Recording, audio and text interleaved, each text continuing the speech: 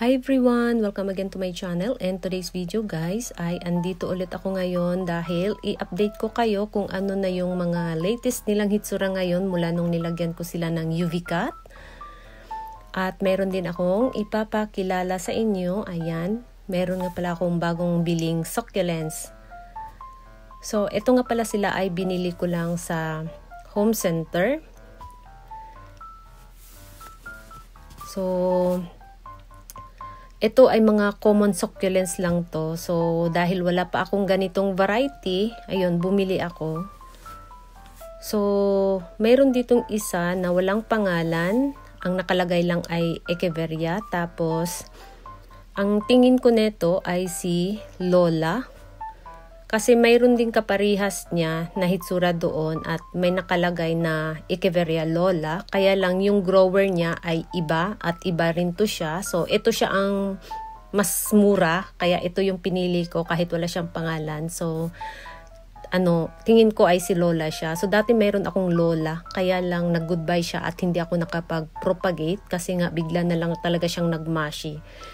So pagdating ng autumn, ito ay i-propagate ko. Magtanggal ako ng mga ilang dahon dito pag niripat ko na sila. So ito naman siya si Powder Blue.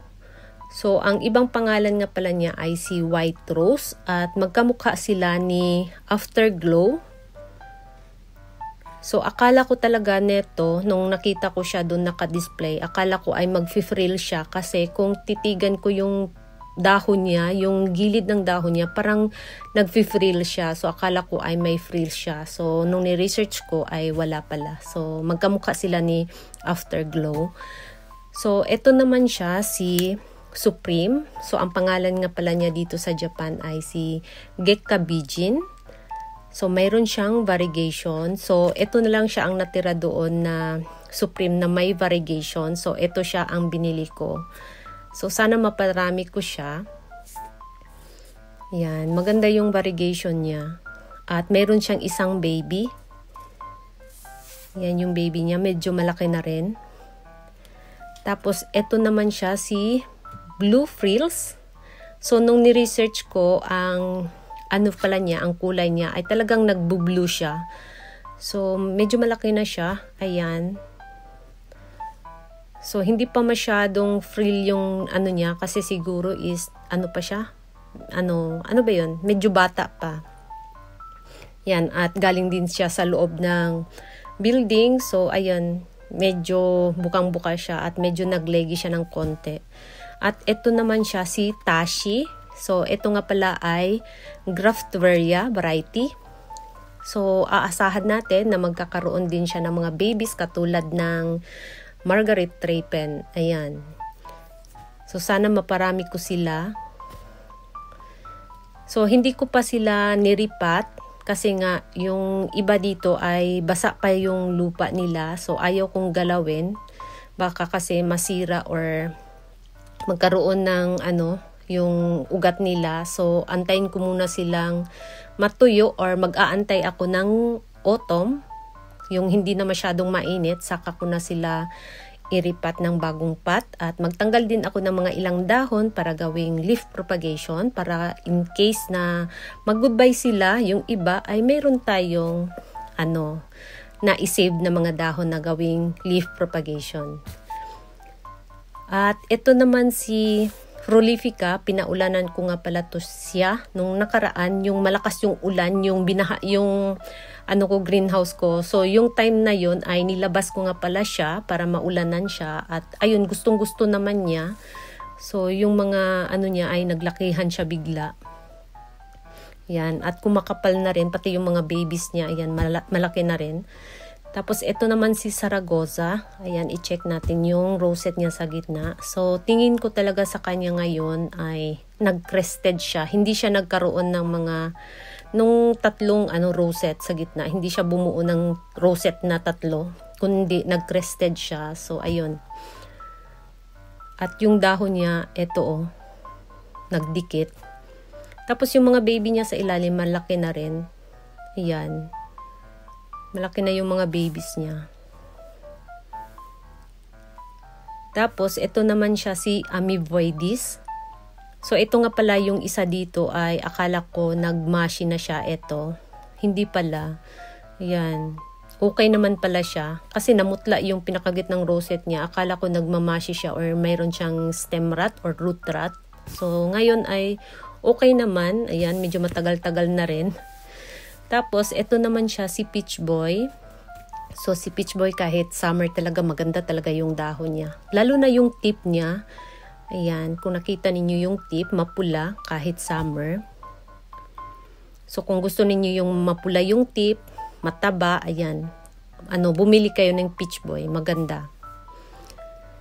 Tapos mayroon ako ditong PVN na unti-unti na rin siyang lumalaki ngayon. Tapos eto naman si Money Maker, nakalbo na siya, ayan. So nagtanggal nga pala ako nito ng mga dyan, ng mga babies, yung tinanim ko doon sa sedum na arrangement. So sa autumn season, ilipat ko siya ng medyo mas malaking pot kasi meron na ako naka-reading pot para sa kanya. At ito naman si RG. So sa ngayon okay pa rin siya at meron na siyang mga ugat naglabasan sa stem. Ayan. So wala naman siyang stem rot. Nagkakaroon lang talaga siya ng mga ugat sa stem. At ito naman si Sedum clavatum. So, mas maganda yung Sedum clavatum ko dito kaysa yung nasa mini greenhouse. Hindi siya nagmashi dito. At mayroon pa siyang mga bagong suloy sa gitna. Ayan, kung nakita ninyo. Parang mas kumakapal siya dito kaysa yung Sedum clavatum ko sa mini greenhouse. At ito nga pala, ayan, natanggal nga pala to siya. Galing siya sa gitna. So, ayan. Nilagay ko na dito. At mayroon na ring ugat. Tapos, ito naman siya si Peach Pride. Ayan. So, napansin ko si Peach Pride mula nung naglagay ako ng UV cut. Yung stem niya, mas lalong humaba. At mas lalo siyang nag-lush tingnan kasi nga humaba yung stem. At pati yung mother plant, kung nakita ninyo, may mga gap na yung niya. So, ayan.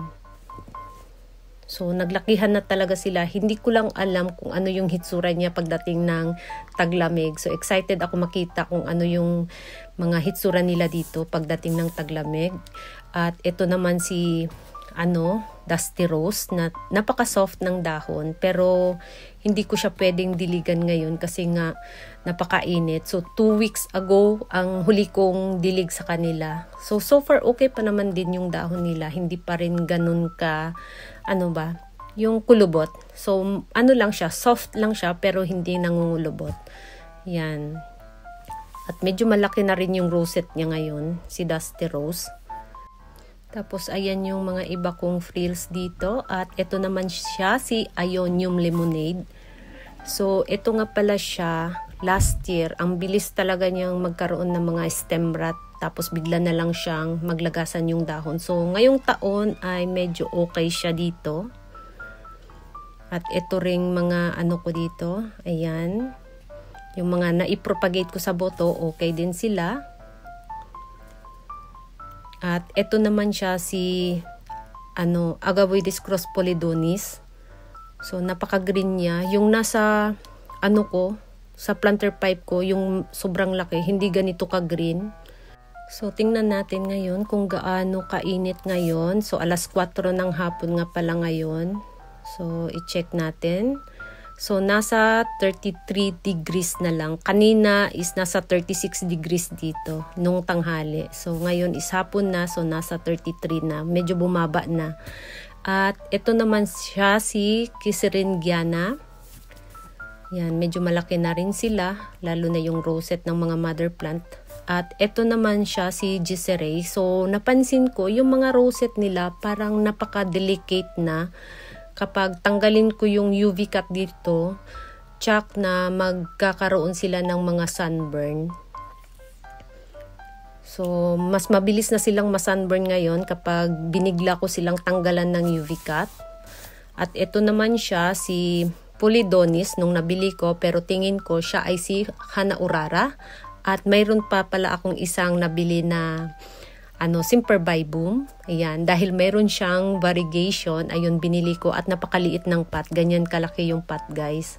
So, dito ko muna siya nilagay.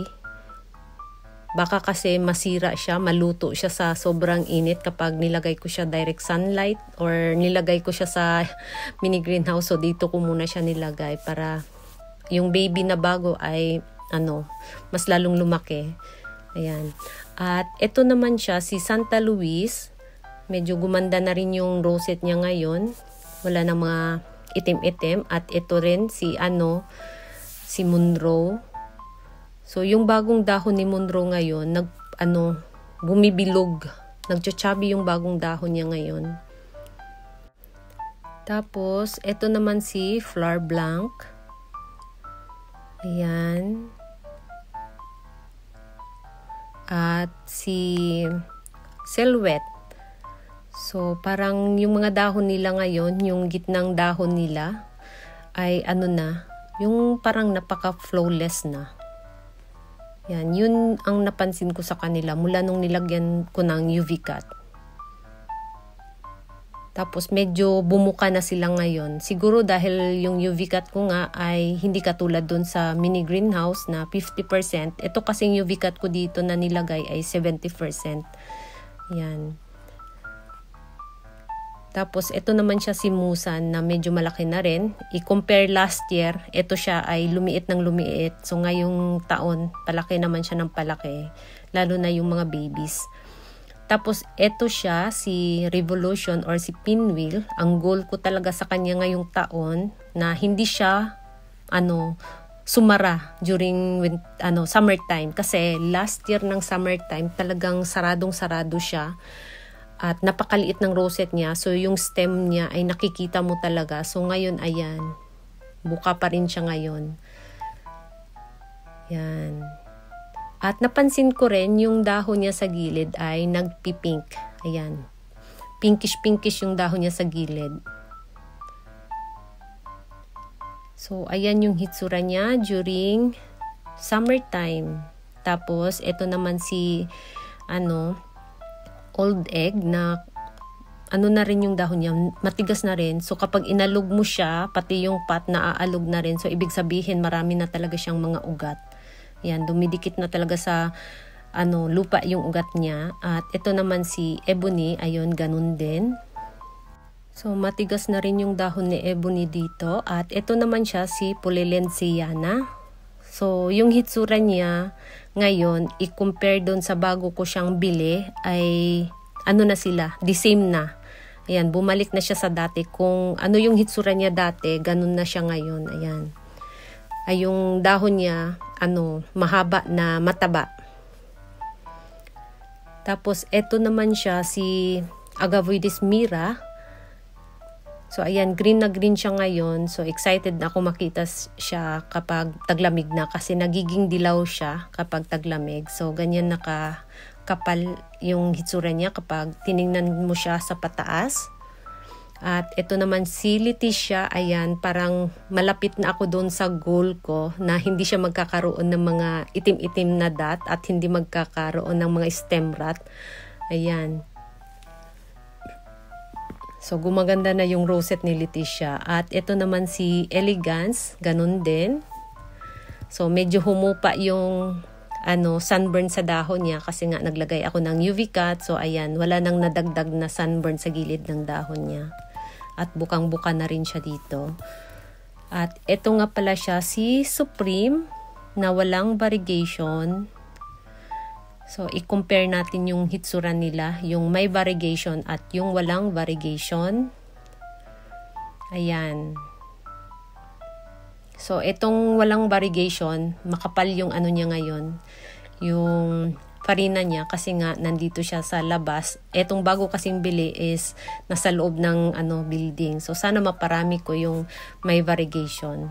At ito naman si Allegra. So, lagi ko to siyang tinatanggalan ng mga dry leaves kasi ang bilis niya magkaroon ng dry leaves. At napansin ko malaki na rin yung rosette niya. So, sa lahat dito, ito lang siya ang medyo mabagal, si Bloody Maria. Ito lang yung mabagal dito lumaki. Yan. So may mga babies na rin siyang bago, kaya lang, ayun, mabagal nga siyang lumaki at hindi pa siya talagang yung ugat niya talagang kumakapit sa lupa kasi naaalog-alog ko pa rin siya kapag nagtanggal ako ng dry leaves, ayun, naaalog-alog ko pa rin siya. So hindi pa siya totally kumakapit yung ugat sa bagong lupa niya. At ito naman siya si Mibina. Ayan. So dati is siya, nagiging dilaw na yung niya, dahon niya, lalo na sa ibabaw, medyo nanilaw. So ngayon, ayan na yung hitsura niya ngayon, yung kulay niya, green na siya ngayon at lumalaki na rin yung mga rosette nila. Ayan. Medyo lumalaki na at yung pagkadilaw na wala na. Tapos ito naman siya si Sabrim. So ito nga pala yung nagkaroon ng stem rot at mayroon na siyang bagong ugat. Ayun, tinanggal ko lang yung nabulok na parte and then nilagay ko dito. So ayan. So ito naman siya si Kiseringiana ulit. So nung una ko siyang pinakita, yung una ko siyang binidyohan, ay hindi pa siya ganito kakapal tingnan. So medyo malayo pa sila. Hindi pa sila ganito kadikit. So ganyan na sila ngayon kadikit, guys. Yan, malaki na rin yung rosette ng mga mother plant. So ayun, malapit na nilang maukupa ulit yung pot nila na bago.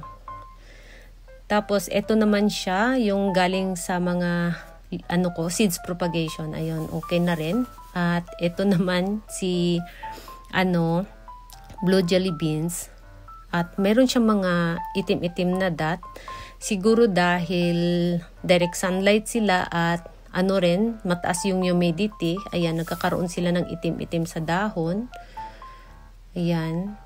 So nasisira yung dahon niya pero okay lang kasi kapag taglamig na, maganda yung hitsura nito kapag taglamig na, pumupula siya. So ayan, medyo humahaba na sila. So ayaw ko siyang i-cuttings kasi nga mas maganda sila tingnan kapag mahaba yung stem. At ito naman siya si Golden Glow. Kung nakita ninyo yung gilid ng dahon niya, pumupula kahit summer. Ayan, pumupula yung gilid.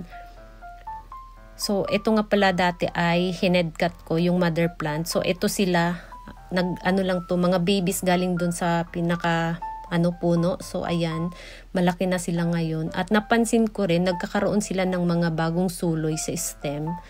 Kaya lang, yung mga bagong suloy, hindi laging, hindi nabubuo. Ayun, laging nagda-dry. So lagi siyang may mga babies. Katulad nito, ayan may baby dyan, bagong suloy, diba? Napakaliit pa. Kaya lang, hindi ko alam bakit, nagda-dry na lang siya. So, mas maganda siguro kung i-cuttings ko ulit siya para mas lalo siyang dumami. Yun pinag-isipan ko kung i-cuttings ko ba sila ulit para mas lalong dumami or mas lalong mag-lash. At ito naman siya, si Purple Delight. So, napakaganda talaga ng kulay ni Purple Delight kahit summer. Mas maganda siya kung paramihin pa. Ayan. Tapos, ito naman si Ruby Necklace na may onslow. So ito nga palang mga onslow ay intact pa rin sila. So ang tinanim ko ditong onslow ay 6. So wala pa rin na goodbye. Ayan. So kumakapal na yung Ruby Necklace. Nagtalunan na sila sa pot. So ayan guys. At yung mga onslow ko rin ay malaki na rin sila. So ayan. So, yun guys, ang latest update natin dito for today's video. Thank you so much for watching and please don't forget to subscribe and like to my channel. Sa hindi pa nakapag-subscribe, please subscribe my channel at i-click nyo na rin ang bell button para ma-update kayo pag nag-upload ako ng bagong video. Thank you so much for watching and see you in my next video. Bye-bye!